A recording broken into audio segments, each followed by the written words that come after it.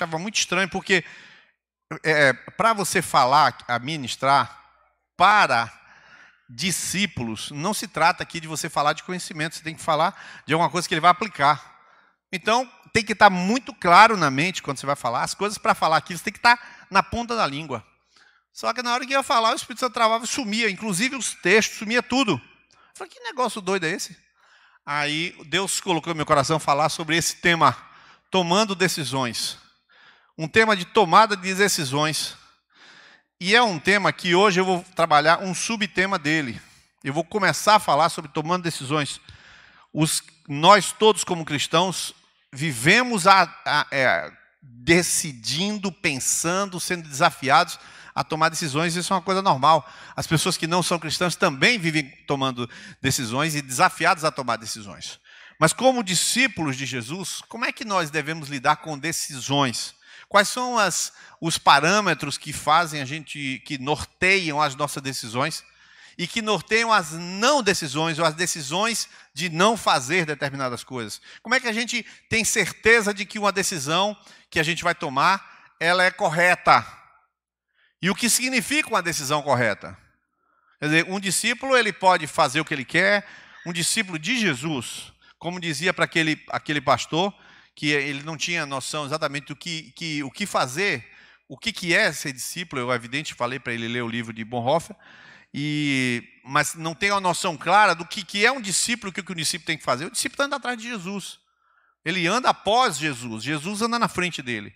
E nas decisões que todos vocês tomam aí, são decisões que requerem um certo nível de entendimento. Então, na análise das decisões, primeiro a gente pensa, hoje eu não vou falar sobre tomar decisões, eu vou dar a introdução e vou falar sobre precipitações e impulsividades. Vou falar sobre esse tema hoje.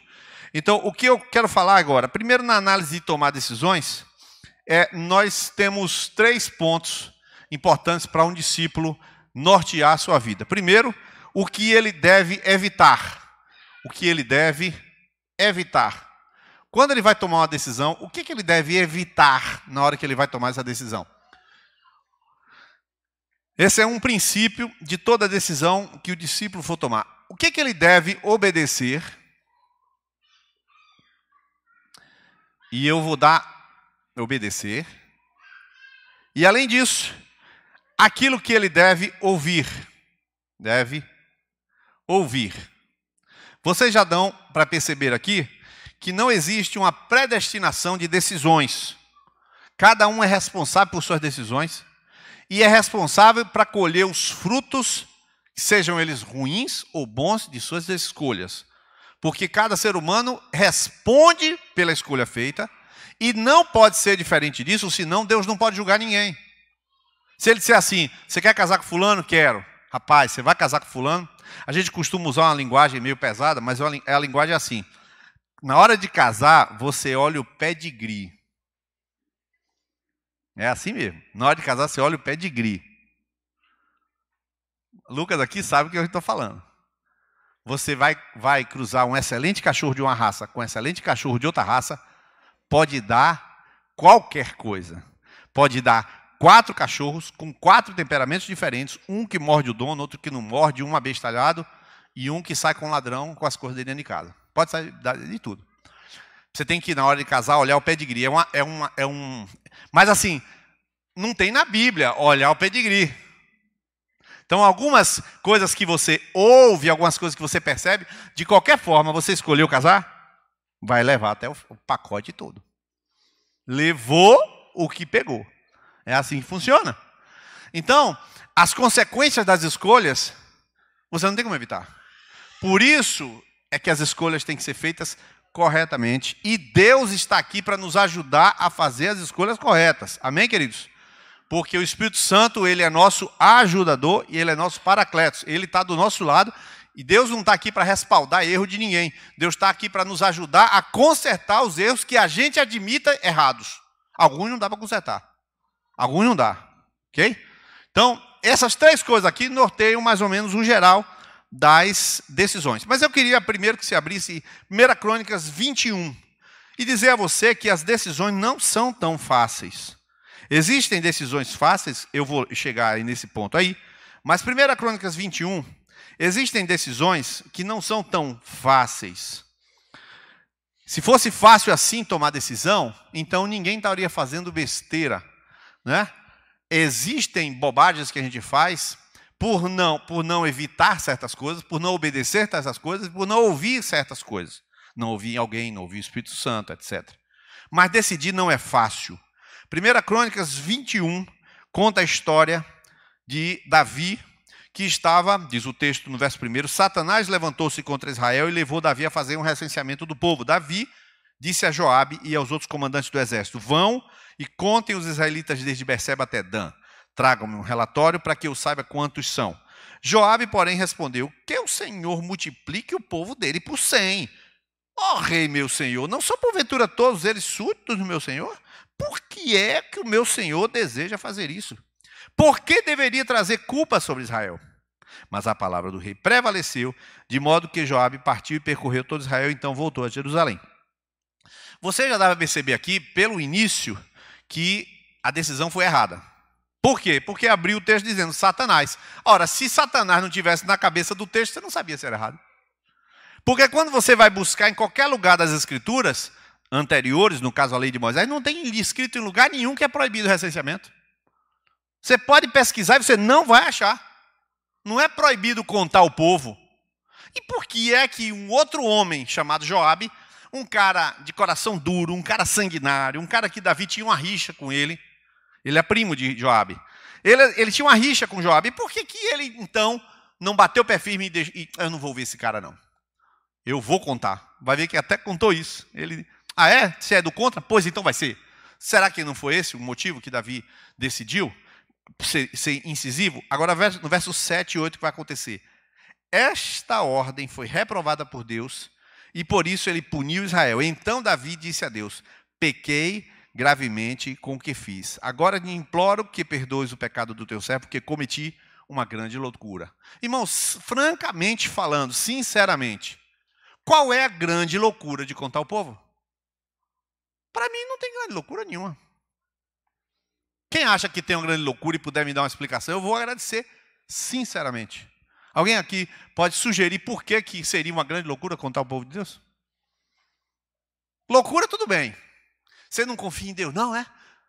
Para que você vai contar? Você confia em Deus, rapaz. O importante é que você tem muito povo. É uma loucurinha. Uma loucurinha. Mas grande loucura, qual é a grande loucura de contar o povo? Vou fazer uma pergunta aqui. Vocês acham correto a gente saber quantos membros tem a videira? Fazer uma outra... Sim ou não? Todos acharam que sim. Agora vou fazer uma pergunta invertida. Quantos acham uma loucura ficar contando quantos membros tem a videira? Vocês estão do lado de Joabe ou do lado de Davi? Vocês estão do lado de Davi, então estão do lado de Satanás? Porque aqui Satanás é que disse para Davi contar. E todos vocês estão concordando que tem que contar os membros da videira. Para ter organização, tem uma contagem. Então esta é a cabeça de Davi. Eu tô com o seu raciocínio lógico. Mas eu lhe pergunto, se fosse certo usar a lógica, Deus não teria aprovado? E por que deu tudo errado? Hein? Por que deu tudo errado?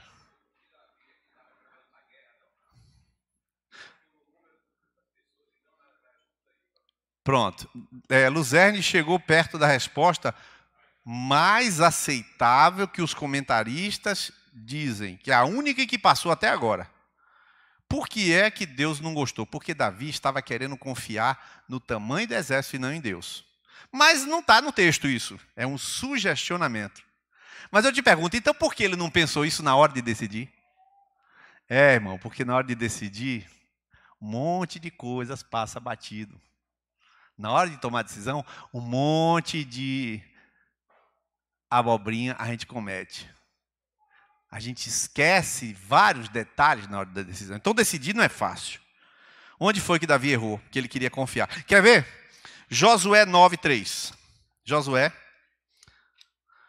Deuteronômio. Josué. Josué 9:3. Josué 9:3. Diz que quando Josué estava entrando na terra, no Jordão. Diz o verso 3, contudo, os habitantes de Gibeon souberam que Josué tinha feito com Jericó e Ai, recorreram a ardil, enviaram a delegação, trazendo jumentos carregados de sacos gastos, vasilha de couro velha, rachada, remendada. Os homens calçavam sandálias gastas, remendadas, vestiam roupa velha.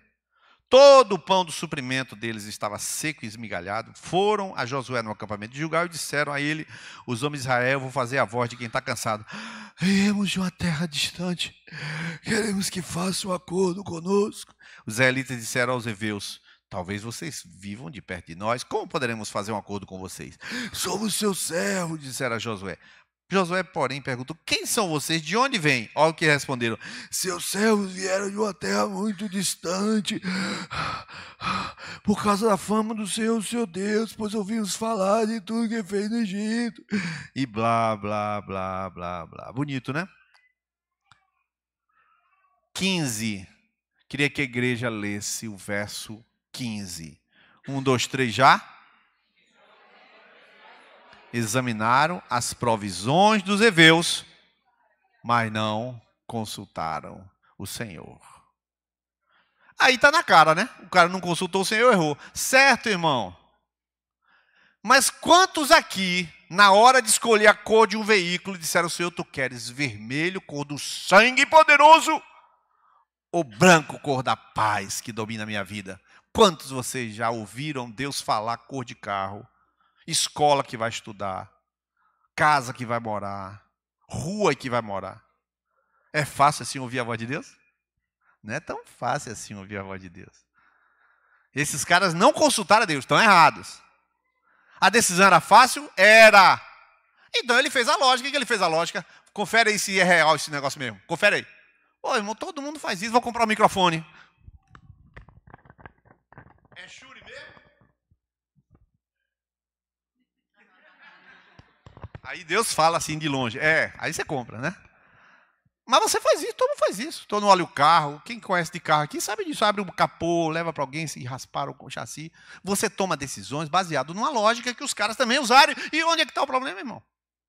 Então você percebe que mesmo as decisões que você vê claramente que as pessoas erraram, não é tão fácil assim. Eles também acertaram. Eles usaram uma lógica e erraram.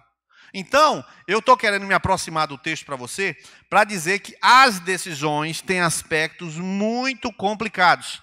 Nós julgamos fáceis algumas decisões, se erramos, aí a gente, uma decisão é fácil. Por quê? Porque se você errar, você repara o erro. Aí é fácil a decisão. Não tem grande dano, então a decisão é fácil. A gente não precisa nem orar. Basta simplesmente tomar a decisão. Será assim? Será que não precisa orar? Então vamos pegar 2 Samuel 5,18. 2 Samuel 5,18. E você vai perceber, 2 Samuel 5,18. Você vai perceber aqui um homem de guerra. Um homem de guerra. Chamado Davi. 5,18. Um homem de guerra chamado Davi. Diz o verso 18. Tendo os filisteus se espalhado pelo vale de Refaim, Davi perguntou ao Senhor: devo atacar os filisteus? Tu os entregarás nas minhas mãos? O Senhor lhe respondeu: vai, eu entregarei nas suas mãos. Então Davi foi a Baal-Perazim e lá os derrotou. E disse: assim como as águas de um enchente causam destruição, pelas minhas mãos o Senhor destruiu os meus inimigos diante de mim. Então aquele lugar passou a ser chamado Baal-Perazim. Beleza? Beleza. Como os filisteus haviam mandado. 22. Mais uma vez os filisteus marcharam e se espalharam pelo vale de Refaim. Então Davi consultou o Senhor de novo e lhe respondeu: não ataque pela frente. Dê a volta por trás deles e ataque-os em frente das amoreiras.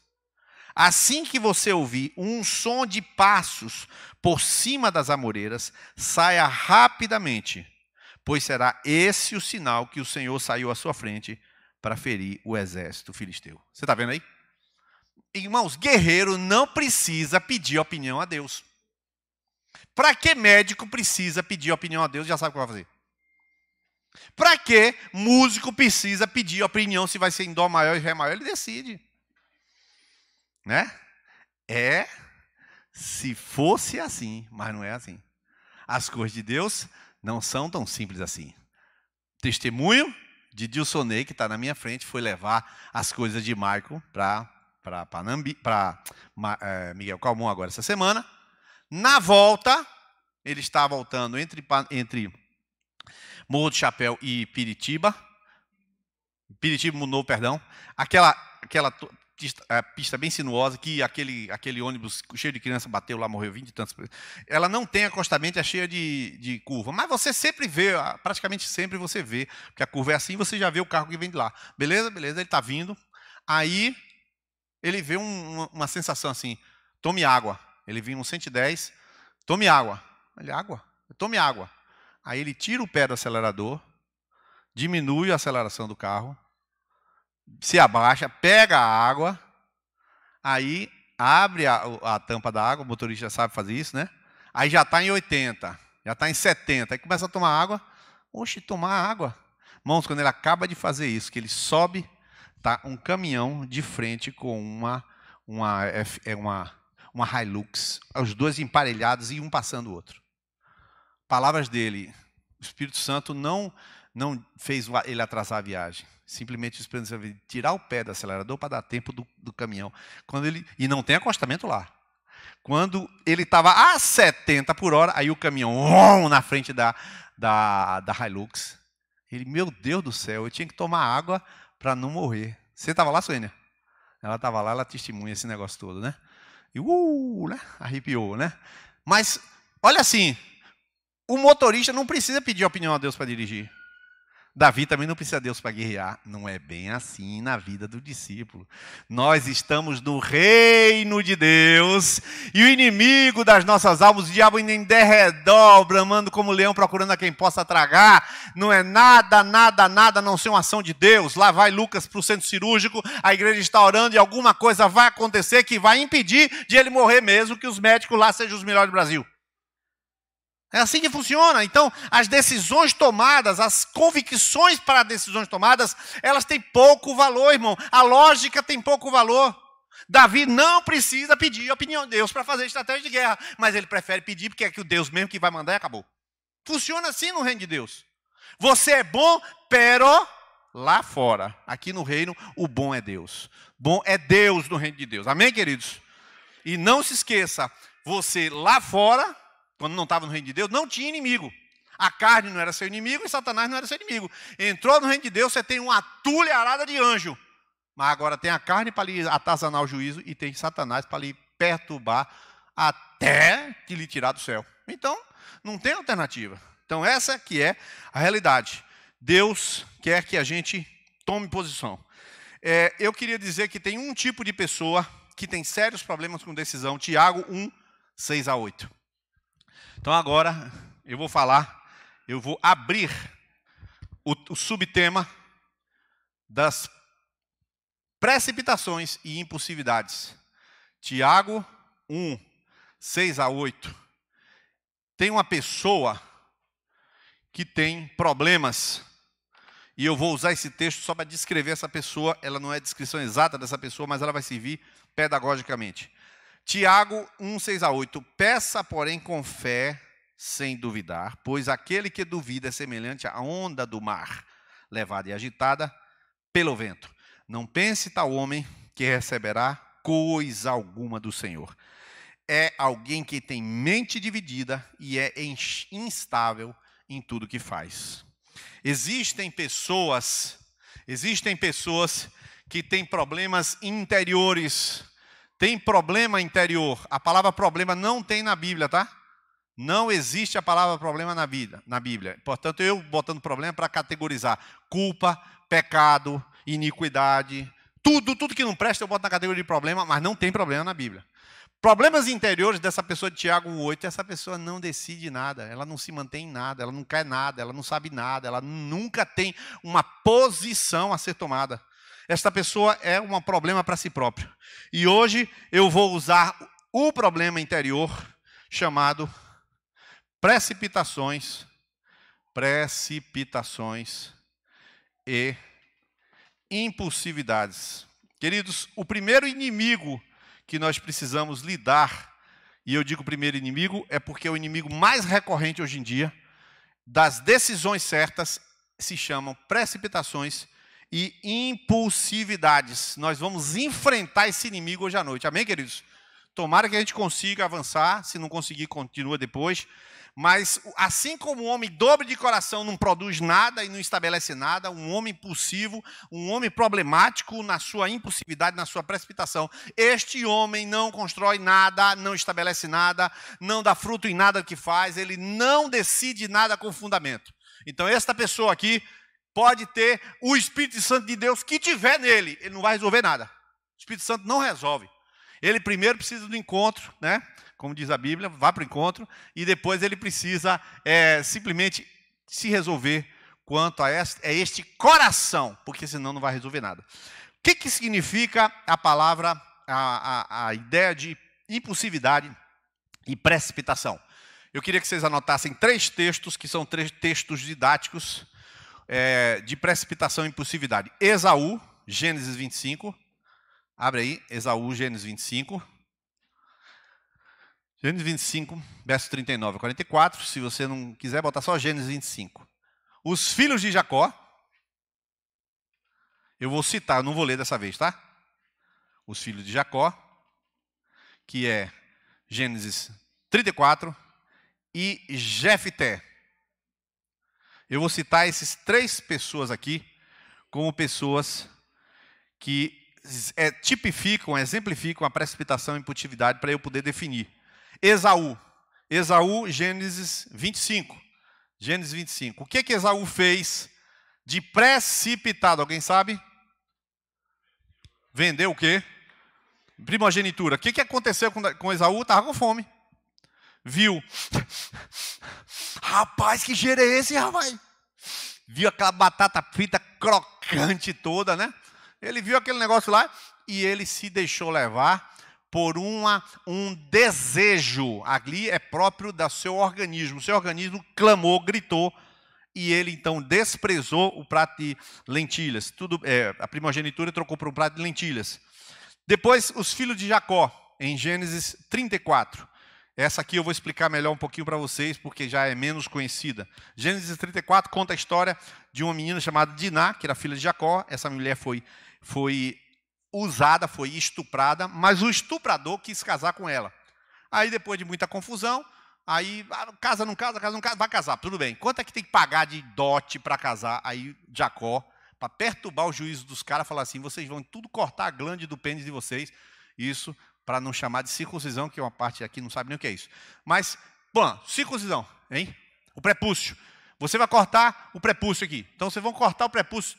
Todos vocês aí, uma cidade inteira vão cortar o prepúcio. Isso não é voto, isso é tirar onda mesmo. Aí os caras estão tudo lá gritando. Que descarado, vocês fizeram isso com a minha filha, vocês ficam aí sofrendo 4 dias, 5 dias, 6 dias, eu quero nem saber. E aquela galerona de homem lá sofrendo, porque ele agora vai dar Diná, mas ele fez os caras sofrer. Então isso aí não tem nada de Deus na história, os caras não eram crentes em coisa nenhuma.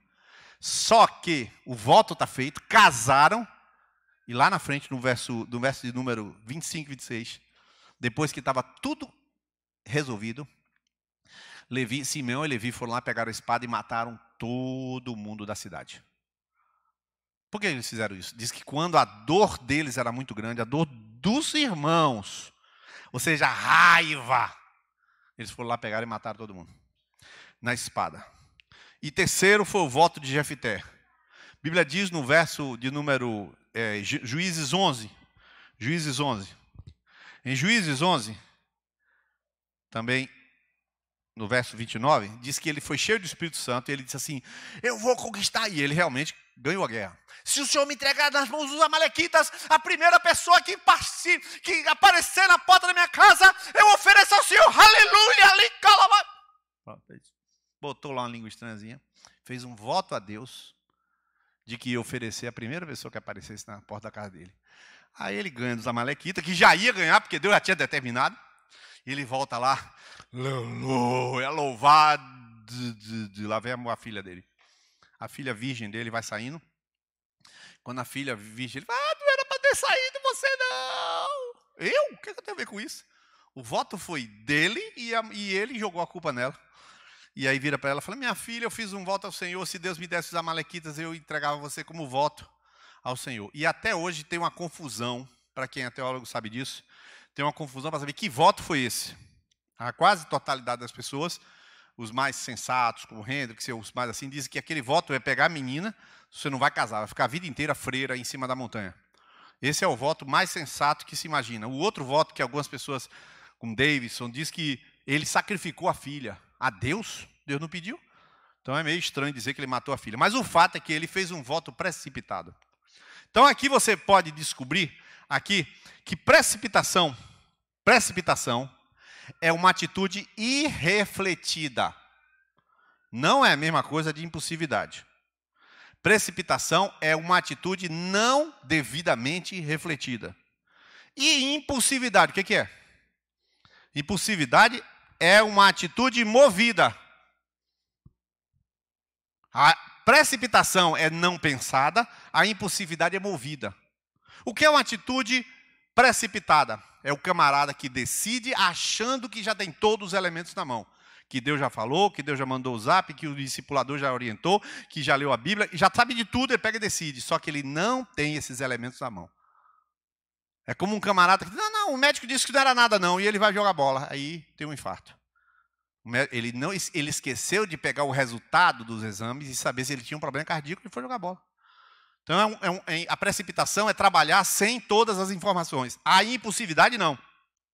A impulsividade é uma atitude movida por um desejo interior. Esaú foi movido desejo pela comida.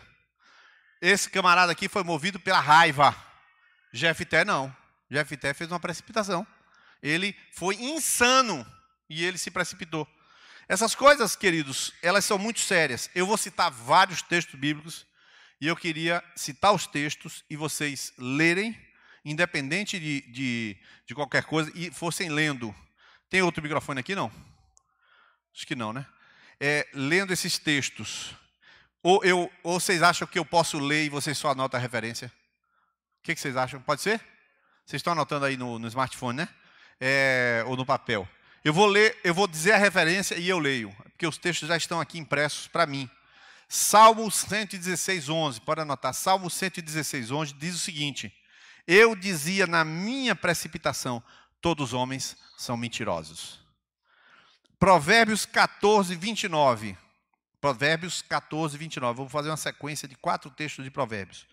Provérbios 14, 29. O homem paciente dá prova de grande entendimento, mas o precipitado revela insensatez.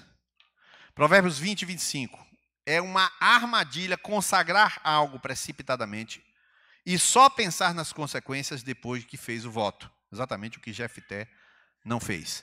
Provérbios 21, 5. Os planos do diligente conduzem à abundância, mas todo precipitado apressa-se para a penúria. Provérbios 29, verso 20. Você já viu alguém que se precipita no falar? Há mais esperança para o insensato do que para ele. 21, verso 5. 29, verso 20. Agora, Eclesiastes 5, 2. Não seja precipitado de lábios, nem apressado de coração para fazer promessa diante de Deus. Deus está no céu, você está na terra, por isso, fale pouco. Está aqui. Atos dos Apóstolos 19, verso 36. Atos 19, 36. Ora, visto que estas coisas não podem ser contestadas, convém que vos aquieteis e nada façais precipitadamente. E por último, 1 Timóteo 5, 22. A ninguém imponhas precipitadamente as mãos, nem participes dos pecados alheios. Conserva-te a ti mesmo puro. O que esses textos têm para dizer para a gente, queridos? A precipitação, ela é o contrário da sabedoria. Ela é a ausência de paciência. A precipitação, ela é orgulho. Uma pessoa precipitada é uma pessoa que acredita que já domina a sinuca. Conheço tudo do negócio. Só que ele não conhece. Então ele é orgulhoso porque acha, burro também porque acha que aí não é. Aquela pessoa que acha que aí não é, se engana. A pessoa também, o precipitado, também é uma pessoa que tem algum impulso. Ele toma decisões com menor índice, então ele pode ser uma pessoa intuitiva. Uma pessoa altamente intuitiva, ele pode tomar decisões com menos informação, ele acerta parcialmente. Mas aquele acerto parcial é um grande erro, porque as outras partes são erradas. Isso é o precipitado. E a Bíblia condena a precipitação. Diz que a precipitação de palavras há mais esperança para um precipitado, para um tolo, do que para um precipitado em palavras. Quer dizer, você tem que trabalhar vendo todo esse conjunto de coisas e Deus condenando sempre a precipitação. Você se lembra que Rafael falou aqui algumas vezes, que quando ele, na consagração, acho que de Lucas, ele foi falar assim, Lucas foi até rápido, que para mim, meu probatório durou 5 anos, não foi? Ele falou isso. Não sei se Rafael está aí. Acho que está lá dentro, né? Durou 5 anos o meu probatório. Eu não tenho um mínimo remorso por isso, irmão. Que a Bíblia fala, ninguém impõe precipitadamente a mão. Se demorou, demorou. E aí? Por que eu vou ficar com remorso? Não posso ser precipitado com ninguém, irmão. Não podemos nos precipitar. Irmãos, as coisas que acontecem na sua vida demoram para dedéu, né? Demora para você conseguir mudar uma atitude. Pedir perdão, então, às vezes leva 3 meses, irmão. Pedir perdão a 5ª vez leva mais do que 3 meses. Pedir perdão para a pessoa que reconciliar um relacionamento, meu Deus do céu, leva 3 anos. Então, por que a Bíblia quer que a gente se precipite? Não, a Bíblia não quer. A Bíblia não quer que a gente se precipite. Agora, a pergunta é, por que pessoas tomam decisões precipitadas? Irmãos, vocês vão me perdoar, mas eu posso encerrar essa noite com isso aqui, mas a gente vai ouvir uma palavra contundente do que a Bíblia diz, por que as pessoas são precipitadas e, sobretudo, impulsivas. Antes de eu falar os 5 pontos porque as pessoas são precipitadas e impulsivas, eu quero dizer que hoje em dia eu estou assustado como as pessoas estão tomando decisões. Vocês acompanharam o assassinato, a morte lá em Suzano? Quem acompanhou? Eu quero que você levante a mão só quem viu os vídeos do cara matando, blá, blá, blá, blá, blá. Então vocês estão bem informados. Estão bem informados. Vocês sabem que, pense o seguinte, o cara premeditou aquele ato, né? Aquele ato. Agora, ele é cheio de atividades de impulso, cheio. O cara está sozinho na frente no palco, no pátio, ele tira uma machadinha e vai bater o camarada que está deitado. Quer dizer, que tipo de ação maligna tem dentro dele para o impulso que tem dentro dele? Irmão, eu fico pensando, porque eu já vi em aconselhamento a mulher rumar a mão no marido. Eu já vi, na minha frente, rumou a mão. Já vi jogar coisa. Eu não vi jogar faca, mas a mão já vi. Sim, eu estou só pegando leve, né? Por que a pessoa rumou a mão estava conversando os dois, ela rumou a mão. Por que ela fez isso? Então, alguma coisa está aqui dentro para aquele impulso da mão. Porque a mão, irmão, misericórdia, mão. Você está me decepcionando. Na frente do pastor Niles? Não existe isso, irmão. Não existe isso. O impulso está dentro dela, não foi o demônio. O demônio pegou a mão da irmã. A irmã fez o que quis fazer mesmo. Já que está com o cara por aqui, né? Aquele caso foi um caso de traição. O cara por aqui. Ela arrumou a mão. Quando ele começou a contar os detalhes, ela era assim, pá! O impulso é movido, irmão. O impulso é movido, está aí. E quanta gente decide sair de conexão, sair da igreja, entrar para isso, fazer aquilo, sair de emprego, ir comprar não sei o quê, por impulso. Vai para um shopping, sai endividado pelo impulso. Irmãos, bolsa, aquelas bolsas, como é o nome daquela super loja de mulher? De sapato e bolsa aí? Carmen Steff. Bolsa e sapato da Carmen Steff é tudo que há, é ou não é? É ou não é, mulheres? É o único impulso autorizado na Bíblia, é da bolsa da Carmen Steff. Certo. Mas então foi precipitado, mesmo que o impulso seja certo. Porque a precipitação foi não levantar os dados se cabia no teu orçamento. Então, assim você vai acumulando impulsos e precipitações. E depois, e isso eu lhe digo aqui, é só o introito das 5 coisas que eu vou falar. Aí vem para o pastor. Pastor, eu queria que o senhor me ajudasse aqui. Estou precisando de um milagre do Senhor. Claro que o cara não conta a meleca que fez. Claro que quem vai contar a meleca que fez? Irmão, pastor, eu queria dizer que eu sou um bosta, que eu sou um banana. Ele não vai xingar a si próprio, né? E pastor geralmente não vai xingar o cara, fora eu, né? Aí, assim, então ele vai chegar para si próprio e vai falar mal dele? Claro que não vai. Mas ele vai dizer, pastor, estou precisando de um milagre. Pastor, olha, o senhor me ajuda aqui. Aí fecha o olho, porque quando fecha o olho fica santo. Pastor, tal, aí faz assim. Pronto, irmão. É sempre assim. E você ajuda a partir da história, mas daquela história para trás, precipitação e impulsividade. Como conserta isso? Eu não conserto, ninguém conserta isso. Ou você vai consertar aqui numa quinta-feira, ou você está ferrado. Por quê? Porque você tem que lidar com esse angu de caroço que é você. É você que tem que andar. Você que tem que lidar. Eu já fiz besteira. Emprestei dinheiro, paguei mais de 100 mil reais de empréstimo porque tomei uma decisão. Vocês sabem da história, não vou contar de novo. Porque tomei uma decisão que eu já tinha feito um acordo com Fernanda de que decisão desse tipo só toma com acordo com Fernanda. Passou de 100 reais, veio Fernanda, vou ligar, comprar não sei o quê. 100 reais, irmão. 100 reais. Esse é o acordo, eu e Fernanda. Passou de 100 reais, abaixo eu posso tomar todos os açaí que eu quiser. Acima de 100 é os dois, combinado. Aquele não era 100 mil, não era 100 reais, era 100 mil reais, só isso. 100 mil reais não precisava falar, né? Que também está bem acima. E eu passei 48 pagamentos de 2.714. Legal. Fora que eu já tinha pago não sei quantos mil. Bem feito para aprender e nunca esquecer e ajudar vocês. Jesus, que o Senhor me devolva um pedacinho desse negócio aí. Só porque eu estou ensinando ao povo. Essa é a verdade. Impulsividade você tem que tomar na cabeça. Para você aprender que tem certas coisas que não adianta você querer um milagre de Deus sem uma transformação. Você tem que reconhecer, e é isso que eu vou falar aqui agora. Primeira razão por que essas coisas acontecem. Carnais. Pessoas carnais são pessoas impulsivas. Está com raiva das pessoas, xinga todo. Quebra a cozinha toda. Bota para fora de casa. Pessoa carnal. Onde é que está escrito isso? 1 Coríntios 3,3. Pode ler aí. 1 Coríntios 3,3.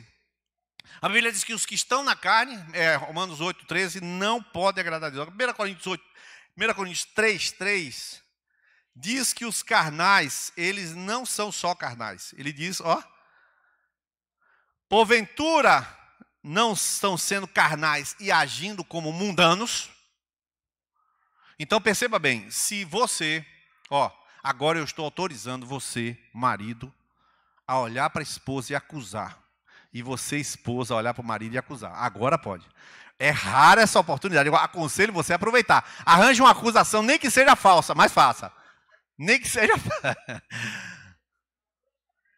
Se os dois são discípulos, os dois estão aqui, então, se tem um que arma um barraco dentro de casa, você está com toda a liberdade de... Não olhe para o lado não, que eu estou vendo já. Aí já estou vendo, fica mal. Você fala assim, carnal. Pode falar. Carnal. Não agrada a Deus. Aí você pergunta aqui, não é só barraco de briga, irmão. É o barraco da decisão precipitada. Chegou lá, comprou aquele melhor pneu. Tem pneu de 260, o cara comprou pneu de 580. Não, porque o pneu melhor, aqui tem uma raia, não sei o que lá das quantas, eu posso entrar na curva em qualquer velocidade, e é uma maravilha, aqui eu em 10 pagamentos, o cara deu aquela justificativa, a mulher, pneu. Aí olha aqui, tira o sapato, fala assim, mas rapaz, tá sem borracha, o meu sapato aqui, ele quer comprar pneu de 540, tenha paciência, negócio. Ele se precipitou, foi impulsivo, carnal. Ele deveria ter consultado a esposa, mas ele não respeita a esposa, porque ele não precisa respeitar a esposa. A esposa não é nada para ele respeitar. Porcaria de esposa. Aqui mando eu, rapaz. Carnal. Vocês viram claramente um carnal aqui. O carnal é esse cara que ele anda no sentimento, no impulso. Ele anda movido das entranhas para fora. Ele não anda movido pelo Espírito. Ele é impulsivo. A segunda coisa que são autoconfiantes. Autoconfiante. Irmão, uma coisa é segurança, outra coisa é autoconfiança. O que é segurança? Segurança decorre de sua identidade. A autoconfiança decorre de você ter uma fé em si mesmo. Mas a Bíblia não manda a gente ter fé simplesmente na gente. Eu vou ter fé em Deus, pô. Deus que cuide de mim. Eu sou filho de Deus. Tem um texto que diz: tem fé, tem em ti mesmo, bem-aventurado aquele que não se condena naquilo que aprova. Esse versículo tem. Pronto, esse tem. Mas a autoconfiança é o quê? O sujeito, tudo que ele pensa, está alinhado com o Espírito de Deus. Não é bem assim, irmão. Calma, calma. Para isso que o Espírito Santo é uma entidade, você é outra entidade. A autoconfiança tem que ser diminuída pela humildade. E a gente vai falar disso aí. A autoconfiança em excesso, ela beira o orgulho. A autoconfiança é alimentada pelo orgulho. Por exemplo, quando a pessoa prospera, eu já disse isso, vou repetir. Tem gente aqui que não pode prosperar, irmão. Não pode ter dinheiro. Porque quando tem dinheiro, ganha autoconfiança. Gerada pelo poder que o dinheiro dá. Irmão, o poder o dinheiro não é neutro, o dinheiro é uma potestade.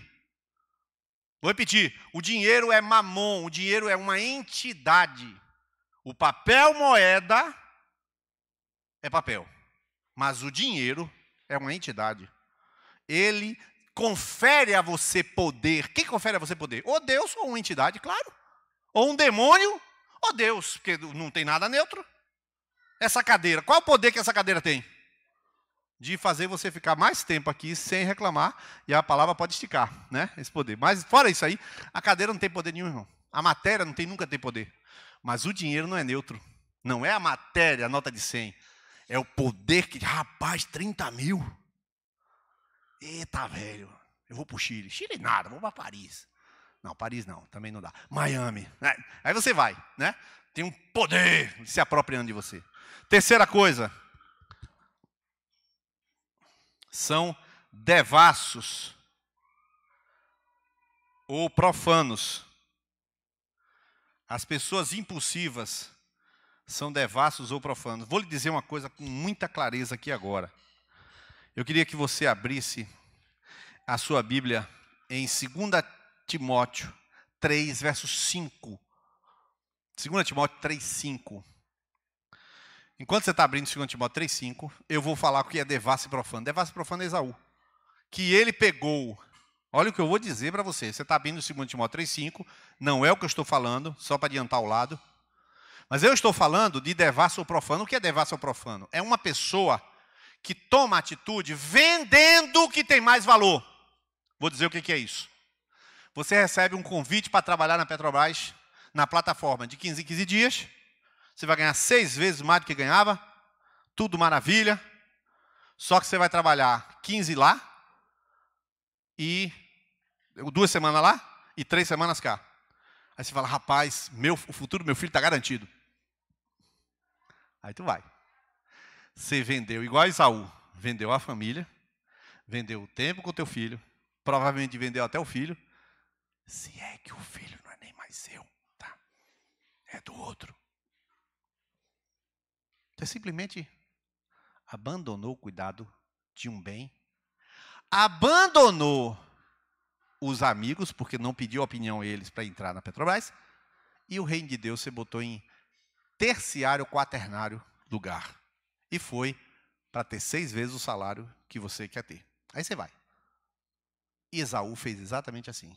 Na primogenitura, se eu estou com fome, para que eu preciso? Me dá cá que eu vou lá.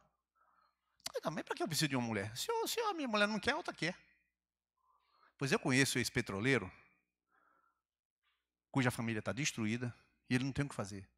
De manhã, sai para tomar café fora. Meio-dia eu estava na porta da farmácia, ele entrou lá, encostou, foi almoçar lá, que eu estava por lá. Eu comprando remédio, estava lá, almoçando, e de noite janta fora. A família está destruída, ele não tem o que fazer. Ele vive o dia todo sem fazer nada, aposentado cedo. Os filhos cresceram e está tudo resolvido para ele. É excelente. Ele não tem nem Petrobras, e não tem família, não tem rei, não tem nada. Foi uma escolha que ele fez. Ele é um devasso. Ele troca o que tem valor pelo que não tem valor. O valor que você tem é a sua família. É o reino de Deus, são os seus amigos. Isto tem valor que você não compra. Você não compra amizade comigo. Não adianta você vir lá com uma picanha, um anju, R$450. Aqui, Onílio, se eu quero ser seu amigo com anju. Eu como a carne e agradeço. Amém. Pronto. Mas não vai ser amigo com um andiú daquele. A amizade é o valor que você transmite, não é a carne que você me dá. É lógico que não é, ninguém compra. E Esaú, devasso ou profano. Leia para mim esse texto de 1 Timóteo, 2 Timóteo 3, verso 5. O que diz? Tendo aparência de piedade, mas negando-lhe o poder. O que devemos fazer desses caras? Afasta-te também deles. A quarta coisa, a pessoa impulsiva é irracional. Irmão, vou dizer uma coisa rara, mas a Bíblia diz. A pessoa irracional, eu vou lhe dar um conselho, não ande com gente assim, nem na igreja. Nem na igreja. Porque se Deus trouxer os irracionais aqui para dentro da igreja, pode ficar tranquilo que eu sei enfrentar esse tipo de gente. Eu sei enfrentar. Eu pego pesado, firme nas minhas posições, e da porta para fora ou da porta para dentro transformado. Mas aqui não fica. Porque os irracionais, eles devem ser, a gente não tem que andar com eles, nem botar dentro da nossa casa. Para a célula é uma conversa, eu quero da porta para fora. Por quê? Porque eu estou obedecendo a Bíblia. Eu não tenho que andar com esse povo. Quem não vale nada tem que ser enxotado. Meu Deus, é exatamente assim. Você vai ler no livro de Provérbios, você vai ver que tem um homem adúltero, ele não deve entrar na sua casa. Tem várias categorias de gente que não presta para entrar na sua casa. Só que como todo mundo que está aqui está ouvindo a palavra e não sabe como fazer com essa pessoa, porque é difícil. Você está ouvindo a palavra, é verdadeira, só que como é que você vai fazer a acepção de pessoas? Esse aqui não, esse aqui é de boa. Esse aqui, não, esse aqui, ó, a cara dele. Barba de comunista. Você não pode fazer isso, né? Você não pode fazer isso. Então você evita julgar e, portanto, vai acolhendo e vai entrando todo tipo de bicho na sua vida. A Bíblia manda enxotar esse tipo de gente que está escrito aí. Por que motivo? Porque são tão irracionais que eles vão estragar a igreja de Deus. Então a gente é na porrada para botar essa turma para fora. Vocês estão entendendo, né? Eu estou falando em nível de ensino, tá? Eu não estou falando em nível de ação. A ação eu respondo diante de Deus e vocês nunca ficam sabendo quem foi essa pessoa. Mas em nível de ensino é esse ensino. E por último, por que essas pessoas... quem são essas pessoas precipitadas e impulsivas? São os tolos. São os tolos que a Bíblia diz que a vara é feita para as costas do tolo. Eu queria que você abrisse por fim 2 Pedro 2, verso 10 e 12. 10, 11 e 12. 12 é o principal. Eu vou ler junto com vocês aqui, porque aí sai na gravação. 2 Pedro 2, verso de número...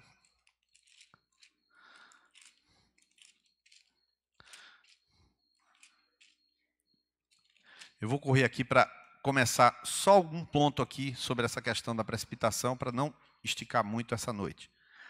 2 Pedro 2, verso 10. Especialmente os que seguem os desejos impuros da carne, desprezam a autoridade, insolentes e arrogantes. Tais homens não têm medo de difamar os seres celestiais, contudo, nem os anjos, embora sendo maiores em força e poder, fazem acusações injuriosas contra aqueles seres na presença do Senhor. Verso 12. Mas eles difamam o que desconhecem e são como criaturas irracionais, guiadas pelo instinto. Irmãos, esta parte eu queria enfatizar.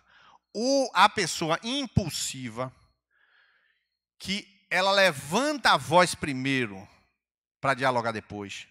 Ela se irrita primeiro e reage primeiro para ela comunicar depois. Essa pessoa ou é irracional, ou essa pessoa é carnal, ou essa pessoa é ambas as coisas.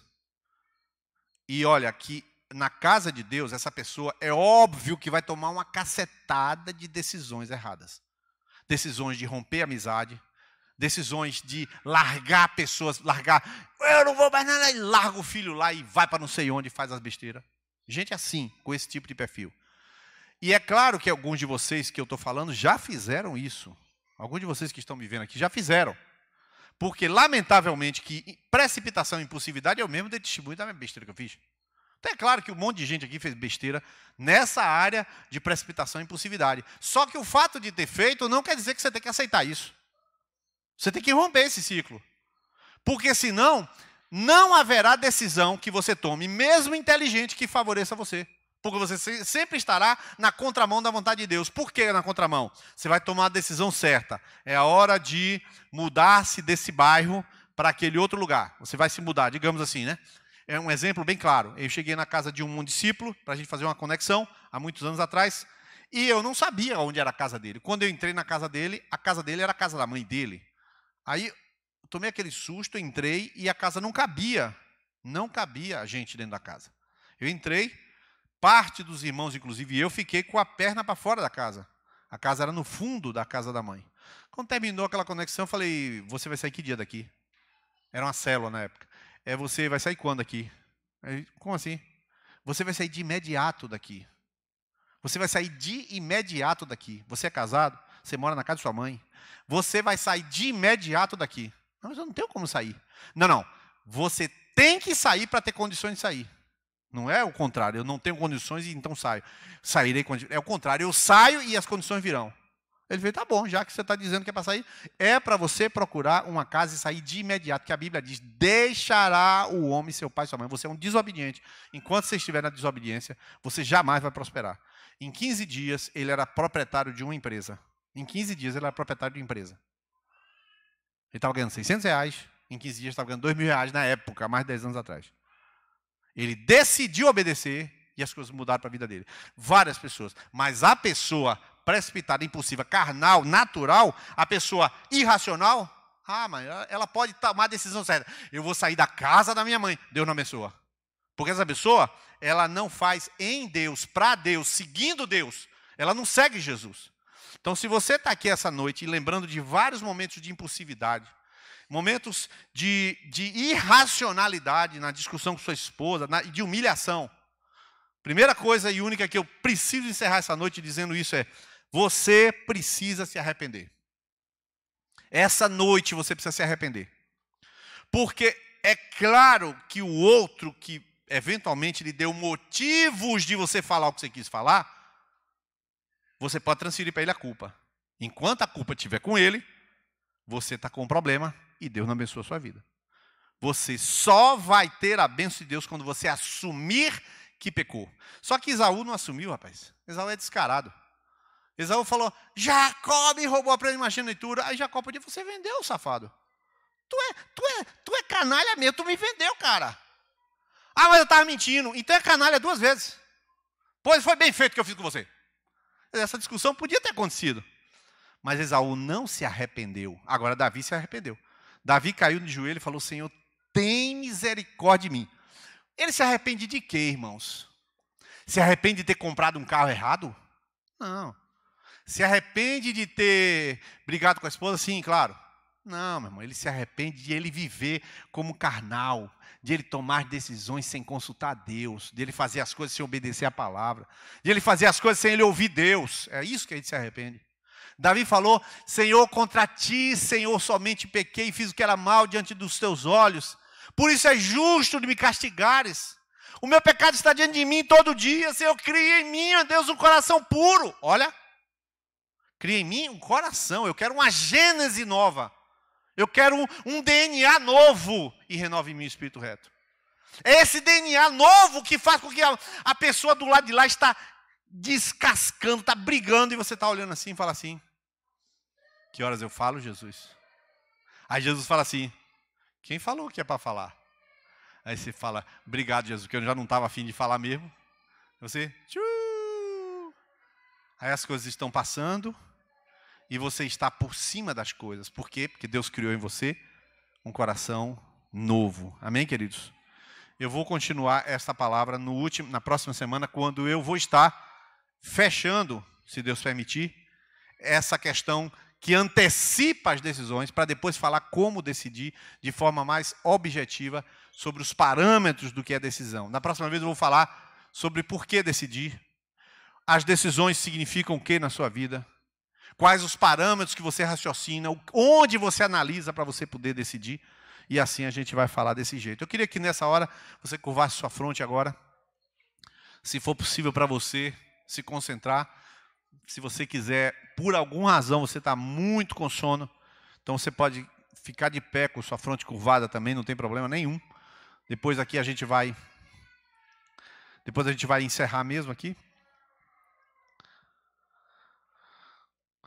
E a gente vai orar ao Senhor. E eu quero que você, nessa hora que você ouviu várias coisas, você vai começar a lembrar as muitas decisões precipitadas que você tomou. Eu sei que Deus teve misericórdia de você e consertou muita coisa na sua vida, talvez tudo. Talvez você decidiu a maioria das coisas sem Jesus. Mas hoje eu quero que você se arrependa de ter sido impulsivo, de ter sido irracional, de ter sido essa pessoa irracional.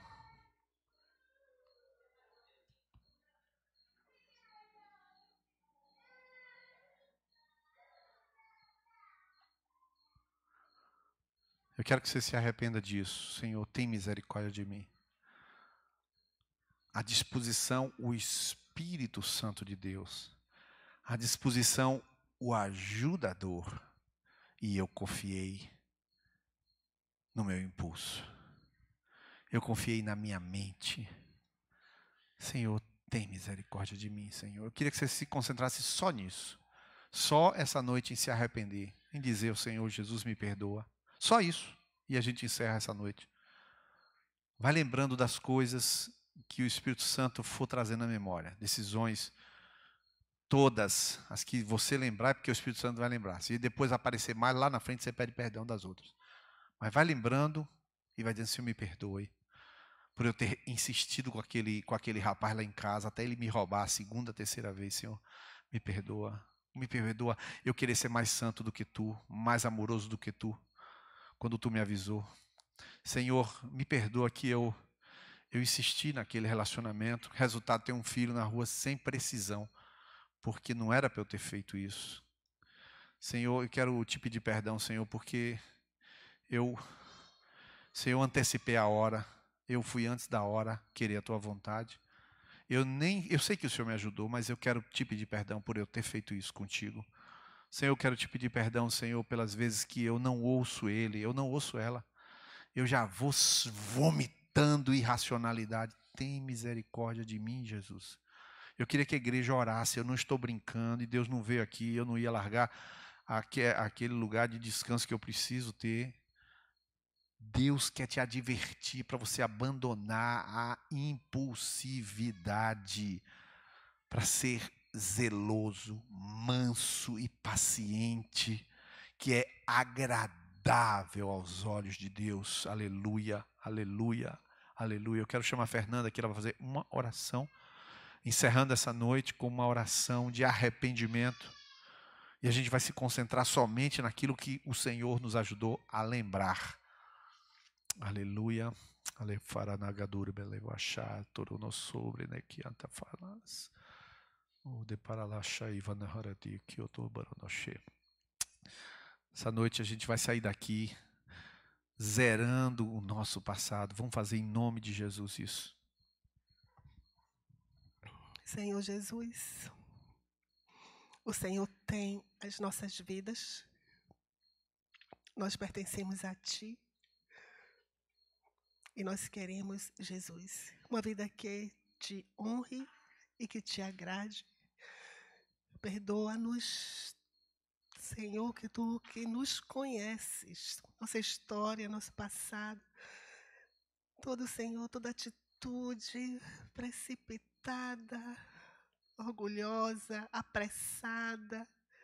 Por favor, Senhor, quantas vezes damos desculpas, dizendo que é nosso temperamento, que é nossa maneira de ser, e não chamamos isso de pecado, de carnalidade. Perdoa, Senhor. Ajuda-nos a reconhecer e a ver as coisas como o Senhor vê, e faz-nos e dá-nos um coração como o teu, manso e humilde. Queremos aprender com o Senhor. A tua palavra nos ensina e nos manda também sobre a paciência. Nos ajuda nisso, faz isso conosco. Queremos ser parecidos contigo. O nosso alvo é o Senhor. Não queremos, Senhor, que a nossa carnalidade apareça, o nosso temperamento prevaleça, mas a ação do Teu Espírito na nossa vida. Queremos que o Senhor tome a nossa frente, que apareça o Senhor e não nós, Jesus. Faz isso com todos nós. Precisamos da Tua ajuda e pedimos a Tua ajuda. Encha-nos do Teu Espírito Santo, que a partir de hoje, Senhor, que Teu Espírito nos dê essa sensibilidade de deixar o Senhor agir nessas circunstâncias em que temos pecado, que o Senhor prevaleça, que o Teu Espírito prevaleça e não a nossa carne, Pai. Muito obrigada pela palavra desta noite, que ela fique eternamente marcada em nossos corações. É no Teu nome que pedimos, Jesus. Amém. Amém. Aleluia. Eu concluo com aquela comparação de Pedro. Pedro, ele recebeu uma revelação de quem Jesus era. Ele estava cheio de si, cheio de autoconfiança. E de repente, o Jesus fala, eu vou morrer. O que ele faz? Irracionalmente diz, de jeito nenhum que tu não vai morrer. O senhor não vai morrer. Jesus, sem perder a serenidade, disse, para trás de mim, Satanás. Uma pessoa impulsiva é movida pelo diabo. Vou repetir. Uma pessoa impulsiva é movida por Satanás. Tome cuidado, porque depois que as obras das trevas estiverem em sua vida, você não vai saber por onde entrou. Pode ter entrado por você mesmo. Que Deus tenha misericórdia de nós e nos guarde.